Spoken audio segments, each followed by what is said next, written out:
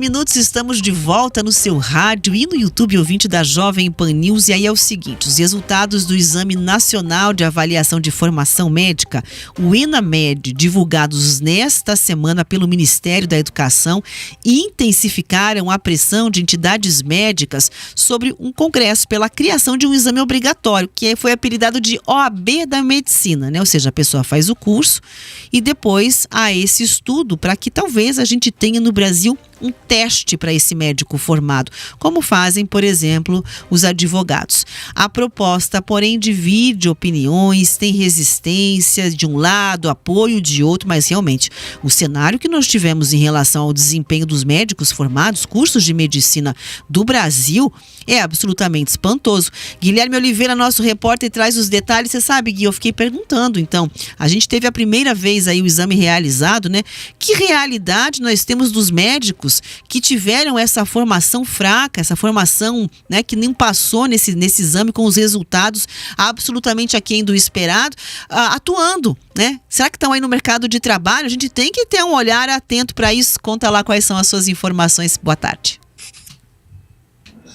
Rafa, Manu, boa tarde para vocês e para todos que nos acompanham. Precisamos estar atentos, uma profissão importantíssima, né, Rafa?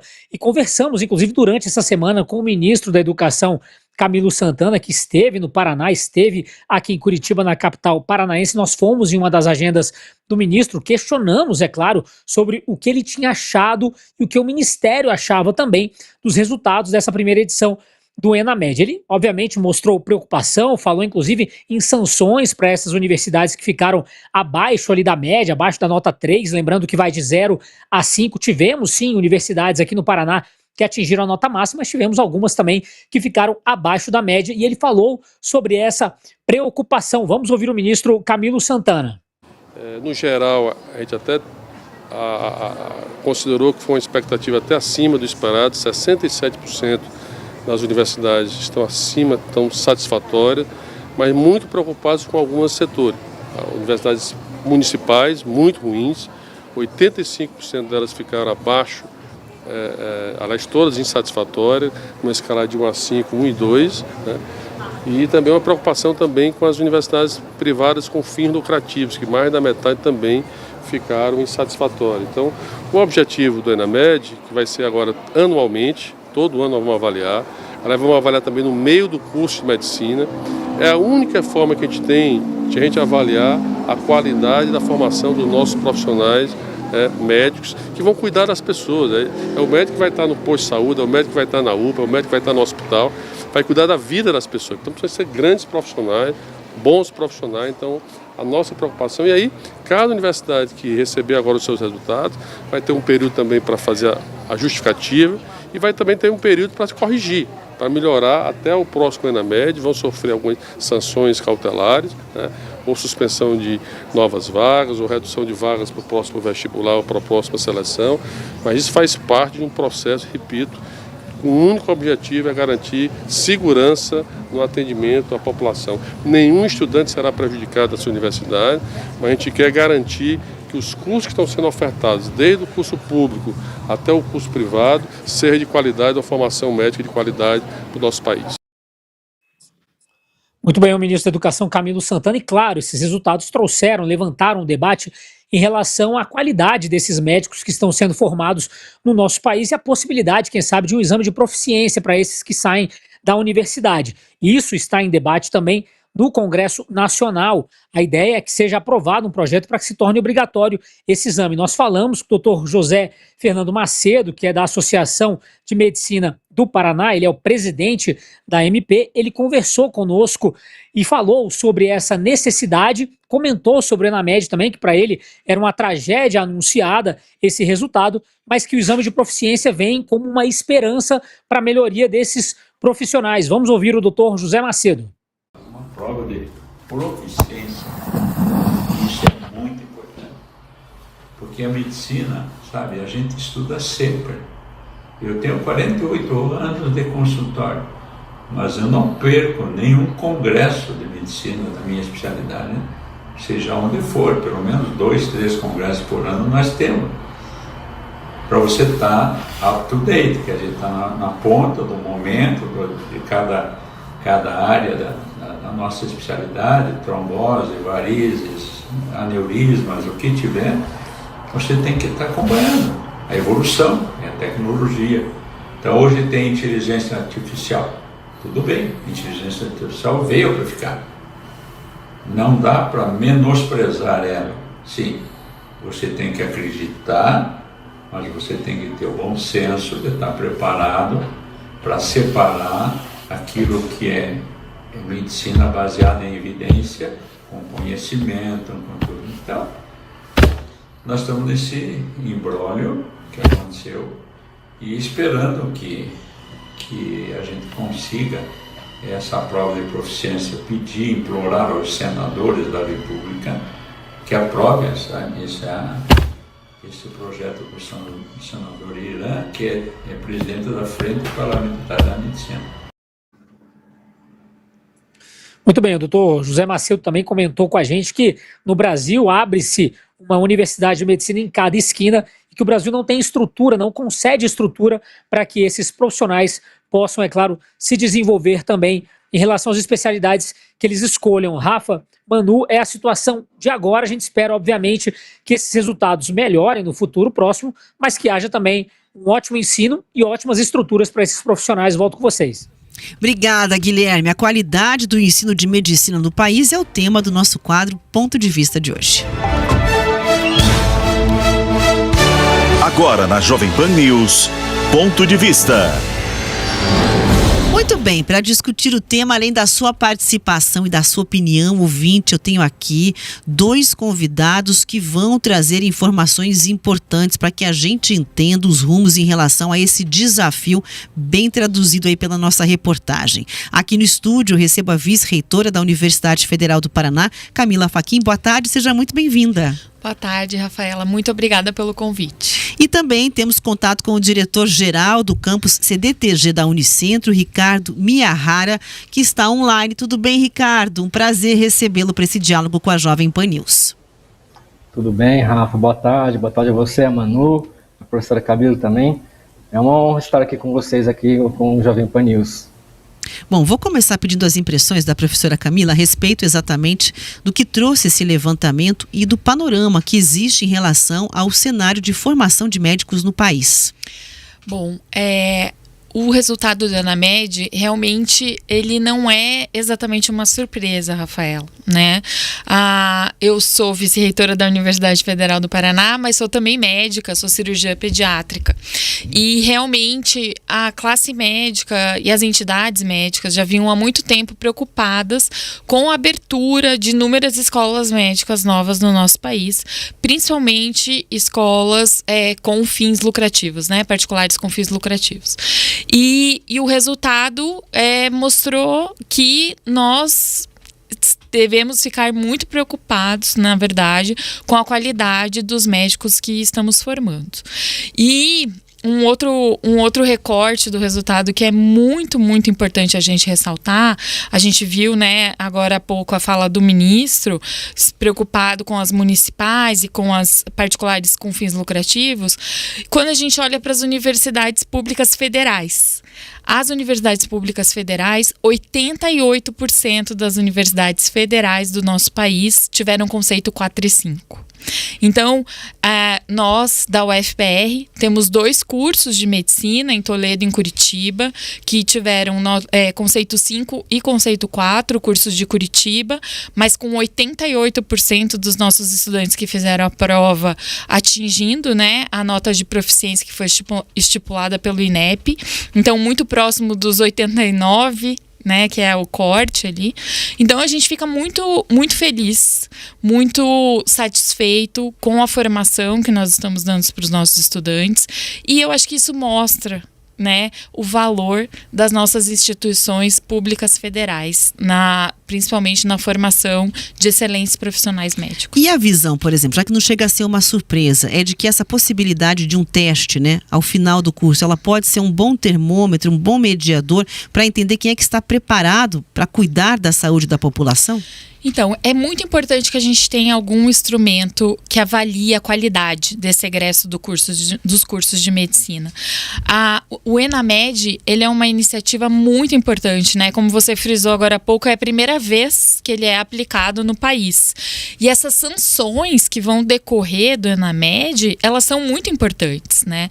O que muitas vezes você mesmo colocou, tem pontos de vistas favoráveis, contrários. Eu acho que um ponto que a gente precisa levantar é a penalização do aluno, né? O aluno que está dentro dessas universidades, dessas escolas, que muitas vezes são caríssimas, que a família faz um esforço enorme, que esse aluno tem FIES, então vai ter um empréstimo para pagar por muitos anos, para receber uma formação ruim. Então, é preciso pensar também nas pessoas, né, e nos alunos.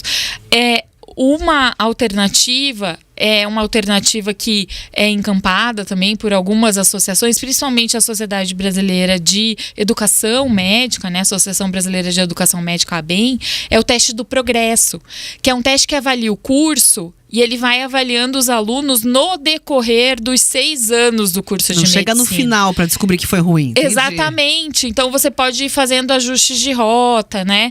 O próprio ministro colocou ali na fala dele que uma das ideias é que tem um ENAMED no meio do curso. Então eu acho que isso também é muito importante, né? Mas com certeza essas ferramentas, elas são extremamente necessárias, porque, como o repórter bem colocou, né, a responsabilidade dos médicos é altíssima. A gente trata com o bem maior das pessoas, que é a saúde. Então, a gente tem que ter médicos bem formados, sim, e a gente precisa fazer esse controle da qualidade de formação dos nossos médicos. Inclusive, né, o ministro chegou a dizer o seguinte, que essas sanções, aspas, essas punições, né, elas viriam de maneira gradativa ainda. Mas eu reforço, me pergunto, então, quanto tempo correu solta essa situação, que não é surpresa, com médicos com uma formação ruim, incompleta, né, inconsistente, que estão aí fazendo o atendimento das pessoas. Quero a percepção do Ricardo também sobre essa possibilidade, né, de um rigor maior no controle dessa formação, para que se compreenda se todo esse esforço, inclusive, né, o sonho de uma profissão, a dedicação, as horas, até mesmo financeira para pagar um curso de medicina, terá valor no fim das contas, né? E também, é claro, o sentido conectado aí a questão da sociedade, fazer um bom atendimento com habilidade para preservar a vida e salvar pessoas. Exatamente, Gabriela, a gente precisa frisar, né, que essa qualidade que a gente está trabalhando, ensino superior, principalmente para os médicos que trabalham, como a professora Camila falou, do bem maior que é o nosso, que é a saúde, né, que são as vidas das pessoas, que essa avaliação seja muito rigorosa, né, porque não tem como o médico ou qualquer outro profissional tenha uma certa habilidade na hora que ele entrar, né, na hora de atender. Então ele precisa ter uma formação muito bem completa antes de começar as suas atividades. Não só avaliar o curso, como está acontecendo agora com o ENAD, mas você também comentou na reportagem, em relação ao chamado OAB da medicina, né? Então, se o aluno realiza todo o seu curso, faz todo o seu curso, e ao final ele vê que não está apto para atuar na área, tem que ter uma avaliação para dizer, né, não só o aluno, mas não tem que ter uma avaliação para que diga ele pode ou não atuar, né, na sua profissão. Então, isso é de grande importância. E foi muito bem pautado o que as instituições públicas têm feito. Nós não visamos o lucro, né, como acontece com algumas instituições privadas, né, com fins lucrativos. Nós visamos a formação com qualidade. Então, isso que é um grande diferencial, que a professora Camila comentou em relação às federais, mas nós, como por exemplo, da Unicentro, que somos as estaduais aqui do Paraná, né, dentro das CETES, nós trabalhamos com formação de qualidade. Então, todo pré-requisito para que a formação desse profissional, para esse médico tenha, nós, nas instituições públicas, temos. Então, uma infraestrutura de qualidade, equipamentos, né, laboratórios de simulação, corpo docente altamente qualificado, tudo isso leva à formação de uma qualidade muito maior do que só pensar o lucro dos médicos que são formados ao final do curso, né? Ricardo, então estou entendendo o seguinte, né, que o retrato que a gente observa hoje, por essa visão, teria surgido, me corrija se eu estiver errada, que é a partir de um descontrole, né, nessa questão de você ter instituições que estariam focadas principalmente na questão de arrecadar recursos, ter lucro, basicamente, com o pagamento das mensalidades, muito mais do que as condições. Agora, alguém não deveria regular isso, nesse sentido de ter um controle sobre o que aquela instituição está oferecendo para que ela possa ter o funcionamento autorizado, digamos assim, porque não são instituições que abriram de forma clandestina, digamos, alguém deu ok para aquilo estar funcionando e instalado. E aí, onde é que começa então a origem desse problema, né? Faltou um controle sobre o que estava sendo ofertado, sobre a grade, sobre o conteúdo para esses estudantes no momento em que essas instituições receberam autorização para o funcionamento? Exato. Olha, para que um curso seja aberto, seja na federal ou MEC, né, nas estaduais, como é o nosso caso, nós temos o Conselho Estadual, ele passa por um processo de credenciamento. Então, inicialmente, a gente manda um projeto pedagógico, verifica o que tem nas instituições, e com o passar do tempo, esse curso é reavaliado de tempos em tempos. Só que essa reavaliação acontece na instituição. Então, o que acontece de ter estrutura, corpo docente, mas ao final a avaliação do formado não entra nessa avaliação. Então o ENAED veio para complementar isso, né, porque avalia bastante o que o aluno está sabendo ao final e faz com que toda a cadeia, né, da formação, instituição, mais acadêmicos e docentes, tenha um foco final que é a formação com qualidade. Então, lá no passado nós não tínhamos, né, se for relembrar, lá na década de 90, quando começou, na época não chamava de ENAED, mas chamava de provão, a avaliação dos cursos superiores, nós tivemos muitas críticas, né? Eu sou dessa época da formação, tivemos muitas críticas em relação, olha, agora vai avaliar como vai ser essa avaliação. Alguns acadêmicos, alguns alunos na época até tiveram a possibilidade de não fazer as provas, né? Mas hoje a gente vê a obrigatoriedade devido à importância dessa avaliação. Então, como a gente tem a necessidade de verificar qual que é o nível de formação, quanto que esse acadêmico está saindo do seu curso de graduação, com o conhecimento mínimo necessário, é importante que a gente tenha, sim, todas essas avaliações acontecendo. Então, se lá no passado nós não tínhamos uma avaliação adequada, que bom, né, que hoje o MEC, junto com toda a equipe de ensino superior, tem feito esse trabalho para que consiga garantir qualidade de formação profissional para esses médicos que vão atender principalmente a população. Queria a percepção também da Camila sobre essa questão do desafio. Então, a gente já trouxe aqui para o nosso ouvinte, né? Que bom que estamos colocando um regramento, um acompanhamento, a discussão, se isso já vai no meio do curso, no final. Mas existe um problema real que já chegou ao mercado de trabalho, em razão disso, né? Que nós ouvimos ali o professor apontando, que é exatamente, né, essa criação de diversos cursos sem estrutura, e que acho que a OAB também acabou já tendo um apontamento de cursos de direito nesse mesmo movimento aí, com um levantamento paralelo, de que muitos cursos apresentariam insuficiência. Então, dá a impressão, enquanto jornalista aqui dizendo e noticiando, né, que deveria existir também um rigor para que a gente não tenha mais instituições com cursos fracos atuando. Sim, como o professor Ricardo colocou, né, eu queria aqui também só corrigir minha fala anterior e dar parabéns para a Unicentro, né, o professor Ricardo, que representa aqui no Paraná realmente as nossas escolas públicas, estaduais e a federal tiveram realmente um bom desempenho, né, na média. Então, parabéns ao nosso estado e às escolas médicas públicas do estado do Paraná.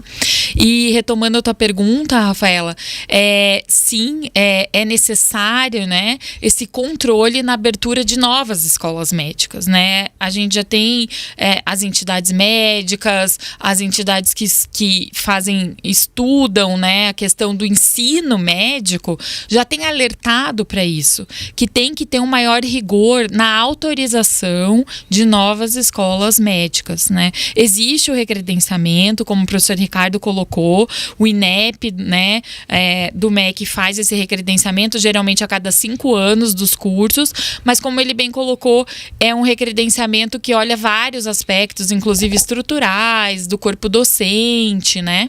Então, mas que agora o ENAMED, ele está olhando para o resultado final, para realmente qual é o conhecimento daquele egresso, né? E E a gente tem que lembrar que são inúmeros fatores que fazem uma boa escola médica, né? A qualidade dos professores, ela é muito importante, e quando a gente fala, né, das escolas, das universidades públicas, a gente está falando de professores que tiveram que passar por um processo de um concurso público para ser professor, né? A gente fala da qualidade dos estudantes. Então, as universidades que têm uma maior competitividade para entrar, né? Que tem uma maior procura, por conseguinte, os estudantes também, geralmente, são estudantes melhores, né? Porque conseguiram vencer aquela competição, mais preparados. Mais preparados, exato, obrigada. Por exemplo, na UFPR, os nossos 2 cursos com a maior concorrência é Medicina Curitiba e Medicina Toledo, né? Então, as pessoas que fazem a excelência desses cursos, óbvio que na medicina, o professor Ricardo destacou, a infraestrutura também é importante, né? E mesmo nas escolas públicas, a gente consegue ter uma boa infraestrutura, e isso refletiu nos bons resultados. Agora, eu imagino também que deve existir, por exemplo, um olhar da própria reitoria e vice-reitoria para entender como é que estão se dando, né, os desenvolvimentos dos cursos. Existe um acompanhamento para segurar, olha, a gente tem um padrão de qualidade, nossos alunos se preparam, nós temos aqui um recall, né, de qualidade de ensino, temos popular prestígio, vamos falar claro aqui com a nossa audiência. Então, a gente também tem que manter essa atenção em relação a isso. Depende muito também do desejo da instituição, e aí eu quero entender enquanto gestora, porque eu acho que isso vale tanto para o privado quanto para o público, né? Mas é o papel de você ter uma atenção com aquilo que você está ofertando. Com certeza, com certeza. A gente precisa manter essa atenção o tempo todo, né? E a gente tem vários instrumentos dentro da universidade. A gente tem, inclusive, uma comissão de avaliação própria dentro da universidade, que ela faz justamente a avaliação da qualidade do curso, e através de entrevistas com os alunos, entrevistas com os professores, avaliação dos indicadores. Dentro da universidade hoje, a gente tem uma coordenação dentro da nossa pró-reitoria de graduação e ensino profissionalizante. A gente tem uma coordenação que fica a cargo desse processo de recredenciamento, porque, veja, não pode ser um processo só formal. Eu tô aqui só para cumprir tabela e receber o recredenciamento pelo INEP. Não, ele é um momento de reflexão da instituição sobre a qualidade do curso que ela está oferecendo, sobre a qualidade de infraestrutura, sobre a qualidade de recursos humanos, né? Então, a gente precisa, e a gente leva na Universidade Federal muito a sério esse processo todo de avaliação, porque ele é um momento que a gente tem que olhar para o nosso curso, fazer a nossa autocrítica, né, os nossos cursos, e ver o que precisa ser modificado. Olha, vou pedir também para escutar aqui o meu outro convidado, né, o Ricardo, trazendo essa leitura sobre a questão da preocupação, ou seja, a gente tem agora, né, a instalação de mecanismos inéditos e a preocupação de um olhar para que, na medida, nós tenhamos tanto a responsabilização quanto o acompanhamento ao longo da formação, mas eu estou compreendendo aqui que muito passa também desse desejo de visão de gestão, ou seja, se eu tenho interesse em abrir uma universidade com o propósito não é ganhar dinheiro e sim oferecer uma formação, eu não precisaria, em tese, né, de um mediador externo, poderia ter o padrão de qualidade controlado pelo meu desejo de desenvolver um bom trabalho. Qual é o papel de um administrador, de um gestor, de um reitor, vice-reitor, para essa construção, né, de que a gente tenha uma formação de excelência de fato?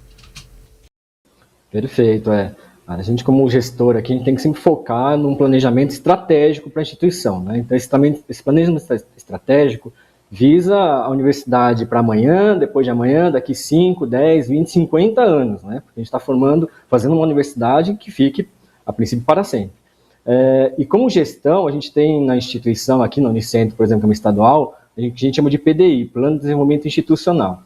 Esse PDI nós renovamos de tempos em tempos e é aprovado em coletivo, né? Então é uma formação em que a instituição, os gestores, as pró-reitorias, os departamentos, dentro dos seus departamentos, os docentes, todos contribuem por uma visão de desenvolvimento institucional. Então é importante frisar, né, que essas ações todas focam numa formação ouro, né, padrão ouro, ou o que a gente chama do ideal, né, o que a gente quer de melhor para tudo. Então, conforme esse planejamento institucional, a gente tem que ver os passos que estão acontecendo. Então, se está faltando algo, tem que correr atrás. A gente, como universidade estadual, né, nós aqui da Unicentro, nós estamos vivendo um bom momento nesses últimos tempos. Por quê? Principalmente que os investimentos que estão acontecendo nas instituições estaduais e federais aqui do estado do Paraná têm aumentado um valor bem expressivo essa contribuição, esses investimentos.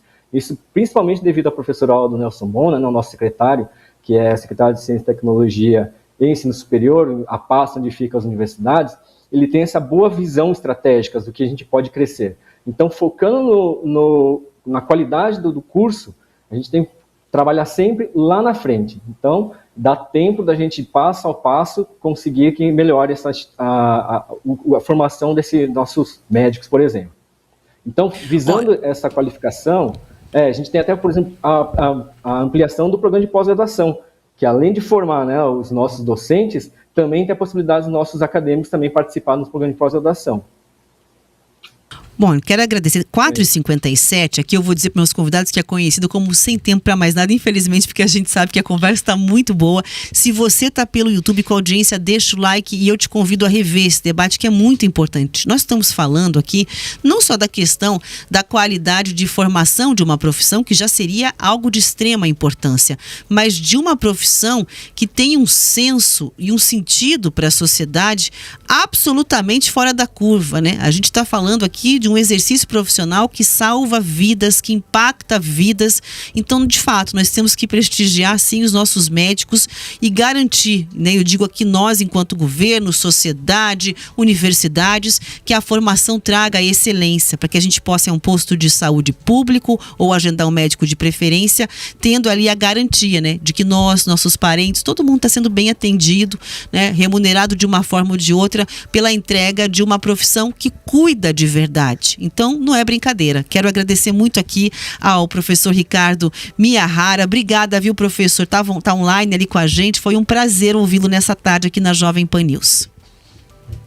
Eu que agradeço. É importante frisar também, como uma palavra final, que a contribuição dos impostos de todos os nossos, né, na população no geral, tem feito focado exatamente nisso daí. Investimento no lugar certo, que vai dar retorno direto à sociedade, né? Formação de bons médicos, por exemplo. E também a vice-reitora da Universidade Federal do Paraná, Camila Fachin, que esteve comigo aqui no estúdio. Muito obrigada. Imagina, Rafaela, eu que agradeço. Muito obrigada a vocês por trazerem luz, né, para esse tema, que é um tema muito caro, né? Como eu falei, sou médica também e sempre falamos muito isso, né, para os nossos estudantes, que obviamente as universidades elas são importantes, elas têm que dar condições, mas a pessoa que decide ser médico, ela tem que ter um comprometimento diferenciado, ela tem que ter empatia, ela tem que saber cuidar do seu paciente, né? E isso também é muito importante, além do ensinar questões técnicas, ensinar também que a gente está ali tratando de outro ser humano. Muito obrigada.